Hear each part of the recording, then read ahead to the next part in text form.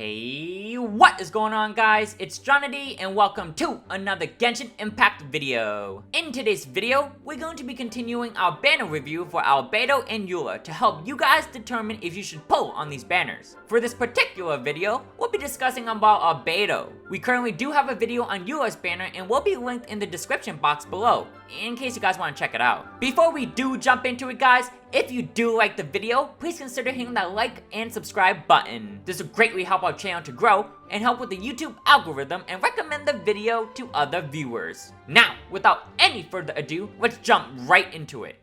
When it comes to fitting in a team comp, Albedo is second to none, because you really can't go wrong with the Chief Alchemist. With his Geo Vision and sword in hand, Albedo has access to one of the best resonance in the game, that being the Geo Resonance. The Geo Resonance provides a 15% shield strength increase, and when the active character has a shield, they also deal 15% more damage. Enemies will also have their Geo resistance decreased by 20% when they are damaged. Immediately, this makes forming a Geo party that much more viable because of all the benefits you are getting through the resonance alone. If you're looking for a support DPS that can deal off-field damage, then Albedo just might be what you're looking for. One of the reasons why Albedo is a great support DPS is because of his elemental skill, Solar Isotoma. When using Solar Isotoma, it will deal AoE Geo damage when it appears on field. In addition, it will create a large AoE that will generate transient blossoms when enemies are damaged inside the Solar Isotoma. Transient blossoms can only be generated once every 2 seconds, and the damage scales off of Albedo's defense, making him easier to build. The AoE of Solar Isotoma is so large that you would almost never have to worry about enemies being inside it or not. Not to mention, the duration of the Solar Isotoma is 30 seconds, and the skill cooldown is only 4 seconds. This makes it so even if you misplace the Solar Isotoma, you can easily reposition the ability due to its very short cooldown. The Solar Isotoma also counts as a Geo construct, and at the center of where you drop the ability, it will form a crystallized platform that will lift your active character into the air. Now, I'm not really sure how often you'll want to elevate into the air during combat, but it can be a great method to outplay some opponents. You'll probably mainly be using this for exploration though. There are some tricky spots throughout Teyvat that can leave you in a sticky situation where you need to elevate, and this ability will be very handy for those situations. Albedo's burst, Tectonic Tide, summons 4th Geo Crystals that will deal AoE Geo damage. The Geo Crystals created through Tectonic Tide will also count as Geo Constructs. If Solar Isotoma is already active on the field when Tectonic Tide is used, it will create 7 Fatal Blossoms that will explode violently and deal extra Geo damage. The burst itself does a pretty considerable amount of damage, and the best part is that the cooldown is only 12 seconds, while the energy cost is only 40. If I'm not mistaken, for an Elemental Burst, this is the lowest cooldown and energy cost of any character. The only other character that has the same cooldown and energy cost are Zhongli and Ning Wang.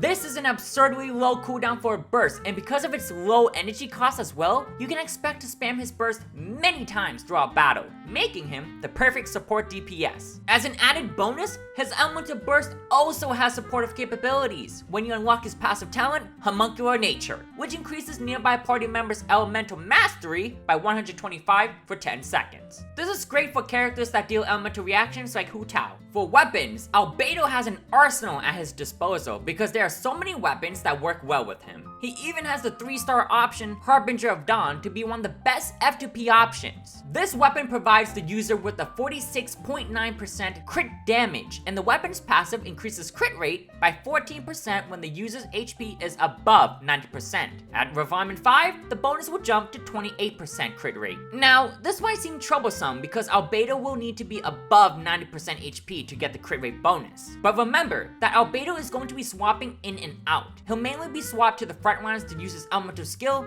and burst, which half of the time will be immune to damage to the burst's incredible animation anyway. Actually, in version 2.3, there's going to be a new weapon called Cinnabar Spindle, which you can get to Refinement 5 for free. Information on this weapon hasn't been officially released yet, so we won't go in too much details without further testing, but just know that this weapon is looking mighty fine for Albedo.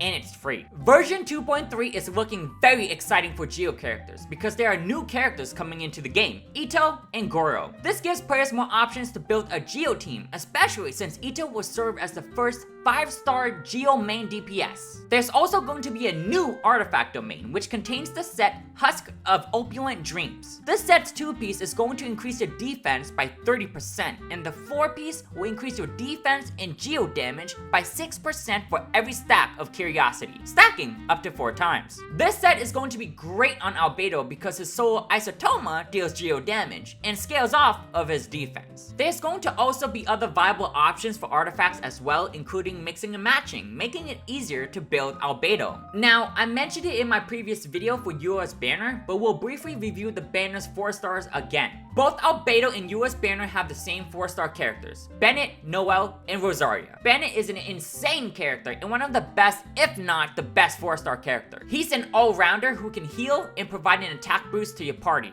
He's a must-have for any account and will help players to create harder content. Noelle is a solid character because of her defensive capabilities for the team. She can provide the team with a shield while sustaining the party with controlled healing. She's more on the defensive side of things though, and unlike Bennett, she can provide buffs to the party to increase overall damage. Rosaria is a great Kyro applier and offers off-field damage through her burst. Through her passive talent, she can also increase the party's crit rate by 15% of her own crit rate, making it easier to form a party if your party's overall crit rate is low. Now, should you pull on Albedo's banner? If Albedo is one of your favorite characters, then heck yes. If you're a player that lacks a support DPS that can also deal large amounts of damage off-field, then heck yes. Now, if you already own a bunch of support DPS characters, then I would proceed with caution. However, there's nothing wrong with having extra support characters because in certain situations, some will serve better than others. Albedo is one of the best characters to build when it comes to an F2P standpoint though, because there's so many options on building him. Weapons, artifact sets, artifact stats. There's really no way to go wrong with this character. And with the new 4-star weapon and artifact set arriving in version 2.3, this just gives him more options and sets him up perfectly for success. His low elemental skill and burst cooldown makes it so he's able to consistently supply damage for the team. Whether it's off-field damage or a quick burst of DPS, Albedo will get the job done. Overall, I strongly believe that both banners are very good and beginner friendly. Not only are Albedo and Eula seasoned characters, but the 4 stars on this banner makes it so every pull is a win-win situation. If you guys do end up pulling on the banners though, I wish you guys the best of luck and may the Archons favor your fortune.